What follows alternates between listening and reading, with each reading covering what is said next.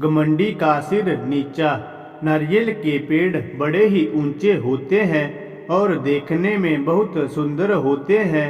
एक बार एक नदी के किनारे नारियल का पेड़ लगा हुआ था। उस पर लगे नारियल को अपने पेड़ के सुंदर होने पर बहुत गर्व था। सबसे ऊंचाई पर बैठने का भी उसे बहुत मान था। इस कारण घमंड में चूर नारियल हमेशा ही नदी के पत्थर को तुच्छ पड़ा हुआ कहकर उसका अपमान करता रहता। एक बार एक शिल्पकार उस पत्थर को लेकर बैठ गया और उसे तराशने के लिए उस पर तरह तरह से प्रहार करने लगा। यह देख नारियल को और अधिक आनंद आ गया। उसने कहा, ए पत्थर, तेरी भी क्या जिंदगी है। पहले उस नदी में पड़ा रहकर इधर उधर टकराया करता था और आज बाहर आने पर मनुष्य के पैरों तले रौंदा जाता था और आज तो हद हो गई। ये शिल्पी तुझे हर तरह से चोट मार रहा है और तू पड़ा देख रहा है। अरे, अपमान की भी सीमा होती है। कैसे तुच्छ जिंदगी जी रहा है। मुझे देख कितनी शान से इस ऊंचे वृक्ष पर बैठता हूँ। पत्थर ने उसकी बातों पर ध्यान ही नहीं दिया। नारियल रोज इसी तरह पत्थर को अपमानित करता रहता। कुछ दिनों बाद उस शिल्पकार ने पत्थर को तराशकर शालिग्राम बनाए और पूर्ण आदर के साथ उनकी स्थापना मंदिर में की गई। पूजा के लिए नारियल को पत्थर के बने उन शालिग्राम के चरणों में चढ़ाया गया।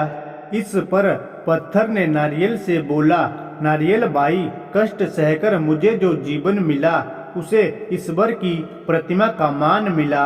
मैं आज तराशने पर ईश्वर के समतुल्य माना गया। जो सदैव अपने कर्म करते हैं वे आदर के पात्र बनते हैं, लेकिन जो अहंकार घमंड का भार लिए घूमते हैं वो नीचे आ गिरते हैं। ईश्वर के लिए समर्पण का महत्व है, घमंड का नहीं। पूरी बात नारियल ने सिर झुकाकर स्वीकार की। जिस पर नदी बोली, इसे ही कहते हैं घमंडी का सिर नीचा।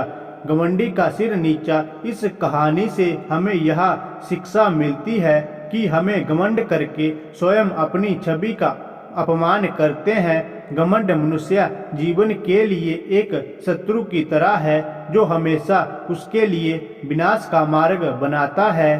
कहते हैं ना सफलता मिल जाती है, लेकिन जो इस सफलता पर घमंड नहीं करते वास्तव में वही सफल होते हैं। घमंडी व्यक्ति कितना भी ऊपर उठ जाए, एक दिन वो नीचे आकर गिरता है और उस वक्त जो उसका अपमान होता है उसे बड़ा श्राप उसके लिए नहीं होता। घमंड एक ऐसा भाव है जिसमें मनुष्य कब फंस जाता है इसे बान तक नहीं रहता।